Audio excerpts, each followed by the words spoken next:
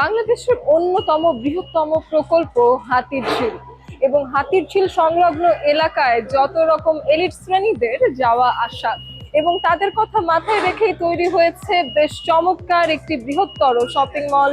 সেটি হলো police plaza Concorde shopping মল।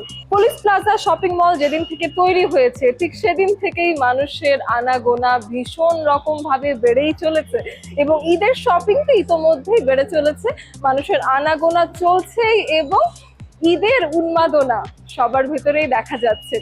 আজ পুলিশ প্লাজা কনকর্ড শপিং মলে ঘুরে দেখাবো তাতে কি কি ট্রেন্ডি কালেকশন এসেছে এবং ক্রেতারা কি ভাবছেন।